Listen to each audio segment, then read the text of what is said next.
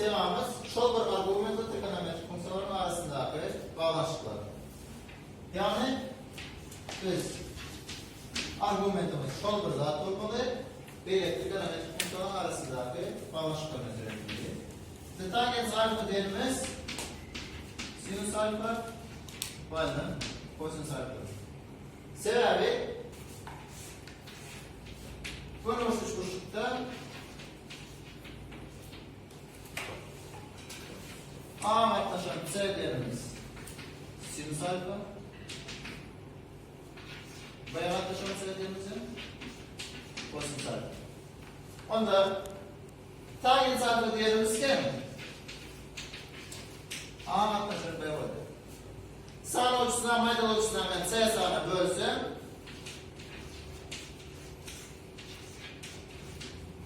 bu sinüs alfa oluyor, bu kosinüs alfa oluyor.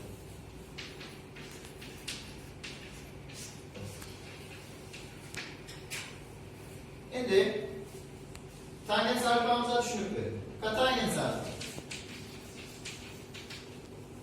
Katangens alfa değerimiz böyle uçuşlukta ve yaklaşan alfa.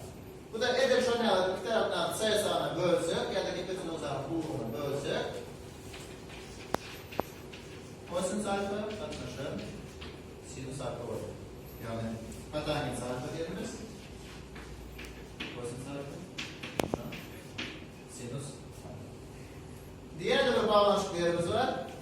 Tangens alfanın katangens alfa köküçü burada denk oluyor. Sebebi bu sinüs payından kosinüs. Bulan edir şunun tersi. Yani ben şunu bir payından tangens alfa gideceğiz. Şimdi bizde belli bir oluşuyalı trigonometrik acayip doğruslarımız var. O da A kvadrat plus B kvadrat, hem de C kvadrat deyip şu oranın teoremasına gelip çıkıyor. Yani her tarafını hem C kvadrata bölsem A kvadrat yaklaşan C kvadrat, boşuna B kvadrat yaklaşan C kvadrat dendir böyle. Bu diğerimiz sinüs kvadrat alfa. A yaklaşan C diğerimiz sinüs alfa. O da A yaklaşan C'nin kvadratı sinüs kvadrat alfa böyle. Boşuna B yaklaşan C'nin kvadratı da kosinüs kvadrat alfa.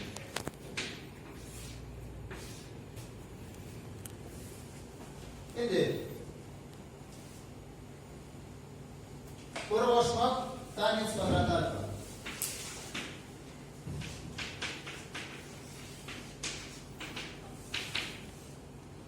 Buraya boşmak tangens kvadrat alfa değerimiz. Buraya boşmak sinüs kvadrat alfa yaklaşan kosinüs kvadrat alfa.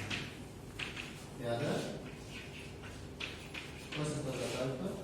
Bu kosinüs kvadrat alfa da nedir? Kosinüs kvadrat alfa, sinüs kvadrat alfa.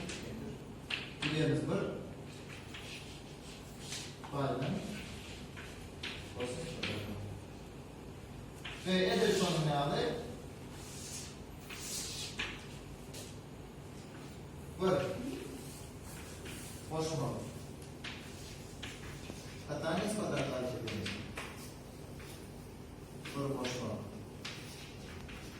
kosinüs kvadrat alfa, sinüs kvadrat alfa. Bu da bu mayda olacağı getirsek, mayda olacağı da sinüs kvadrat alfa oluyor. Yukarıda da sinüs kvadrat alfa, kosinüs kvadrat alfa oluyor. Bunun payda sinüs kvadrat alfa. O da şu yerde bizde formülalarımız.